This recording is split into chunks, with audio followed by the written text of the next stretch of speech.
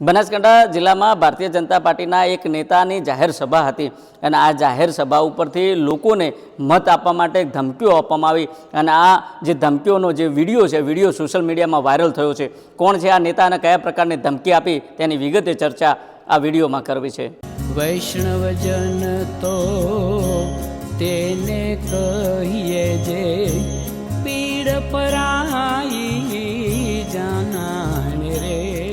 નમસ્કાર, હું છું દિનેશ ઠાકોર। નવજીવન ન્યૂઝમાં આપનું હાર્દિક સ્વાગત છે। વાત બનાસકાંઠા જિલ્લાની છે। બનાસકાંઠા જિલ્લામાં જે સ્થાનિક સ્વરાજની ચૂંટણી છે, આ ચૂંટણીમાં ભાજપ, કોંગ્રેસ અને આપના નેતાઓએ ઉમેદવારી નોંધાવી છે। ત્યારે બીજી બાજુ ભારતીય જનતા પાર્ટીના જે નેતાઓ છે, આ નેતાઓ પોતાને સીટ હાંસલ કરવા માટે જે કોંગ્રેસના નેતાઓ છે, આ નેતાઓને ધમકી આપે છે, તેમને ઘેરાવો કરી તેમના ફોર્મ પરત ખેંચાવવાના અનેક પ્રયાસો કરવામાં આવ્યા અને આ જ પ્રયાસોનો વિડીયો 2 દિવસ પહેલાં વાયરલ થયો હતો। જોકે ધાનેરા ખાતે જે ભારતીય જનતા પાર્ટીના જે નેતાઓ હતા, આ નેતાઓની બેઠક મળી અને આ બેઠકમાં મોટી માત્રામાં સ્થાનિક લોકો હતા અને સ્થાનિક લોકો આ બેઠકમાં હતા। તે દરમિયાન ભારતીય જનતા પાર્ટીના નેતા ભાન ભૂલ્યા અને લોકોને કહ્યું, તમે જ્યારે ભાજપને મત આપશો તો જ તમને પાણી મળશે। કારણ કે જે ધાનેરા પંથક છે, આ ધાનેરા પંથકમાં કરોડોના ખર્ચે પાણીની પાઇપલાઇન નાખવામાં આવી છે અને હજુ સુધી પાણી આવ્યું નથી। જો તમારે પાણી જોઈતું હોય તો તમારે ભારતીય જનતા પાર્ટીને મત આપવા પડશે। એટલું જ નહીં, તમારે અન્ય જે કામકાજ કરવા હોય તો પણ ભારતીય જનતા પાર્ટીને મત આપવા પડશે। ગાંધીનગર જવું હશે તો તમારા પગ, જ્યારે તમે ભાજપને મત આપ્યા છે તો જ તમારા પગ ગાંધીનગર ઉપડશે, એવું આ બફાટ ભારતીય જનતા પાર્ટીના નેતાએ કર્યો છે અને આ જ વિડીયો વાયરલ થયો છે। પહેલાં આ વિડીયોમાં જુઓ આ શું કહી રહ્યા છે નેતા। પાડી ગયો તો હોત તો હું તો કોક કરો, અલ્યા ભાઈ તમારા પાસે કોઈ સામાન રહ્યો નથી, કોમ લઈને જશો તો કેસે સરકાર મારી નથી, તો મત મહેરબાની કરીને ન બગાડતા, કોઈની વાતોમાં ના આવતા અને ભરમાવશે, આપણને ભમાવશે, જો સમગ્ર જાતિને ભરમાવશે।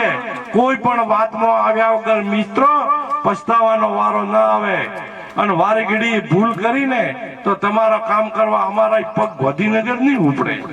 આ તમને સ્પષ્ટ કહું, હજી ભૂગળો પડ્યા પોણી માંથી નોખ્યા, વિચાર કરજો।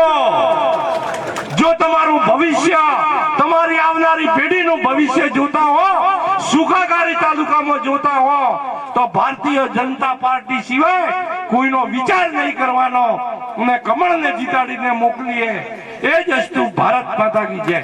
તમે જો તે પ્રકારે જે ભારતીય જનતા પાર્ટીની ધાનેરામાં બેઠક મળી હતી અને સ્થાનિક જે ભાજપના નેતા છે, આ નેતાએ બફાટ કર્યો છે। લોકશાહીના જે પર્વ છે, આ લોકશાહીના પર્વમાં મત કોને આપવો અને કોને ન આપવો એ મતાધિકારને પોતાનો અધિકાર રહેલો છે, પરંતુ બીજી બાજુ જે આ બેઠક મળી હતી, આ બેઠકમાં ભારતીય જનતા પાર્ટીના જે નેતા છે એ લોકશાહીનું ભાન ભૂલ્યા અને લોકોને જે મત કઈ જગ્યાએ આપવો, કઈ જગ્યાએ ન આપવો એ લોકોનો હક અને અધિકાર છે, તેની જગ્યાએ લોકોને ડરાવે છે, ધમકાવે છે, કારણ કે એ પોતે શાસનમાં બેઠા છે। લોકોને એ પ્રકારે ધમકી આપી કે તમે જો તમારે પાણી જોઈતું હોય તો તમારે ભાજપને મત આપવો પડશે, કારણ કે જે ધાનેરા પંથક છે, આ ધાનેરા પંથકમાં પાણીની વિકટ સમસ્યા છે અને આ સમસ્યાના સમાધાન માટે સરકારે કરોડો રૂપિયાના ખર્ચ કર્યો છે, પાઇપલાઇન નાખી છે અને આવનાર સમયમાં તમારે જો પાણી જોઈતું હોય તો ભાજપને મત આપવો પડશે। એટલું જ નહીં, વિકાસના જે કામ હોય અને આ વિકાસના કામ તમારે ઘટાડવા હોય તો ભાજપને મત આપવા પડશે। એટલું જ નહીં, ગાંધીનગર બાજુ તમારે જવું હોય તો તમારે પહેલાં ભાજપમાં મત આપવા પડશે, નહીં તો તમારા પગ નહીં ઉપડે। એટલે સવાલ એટલો છે કે એક બાજુ લોકશાહીનો પર્વ છે અને આ લોકશાહીના પર્વમાં જે હક અને અધિકાર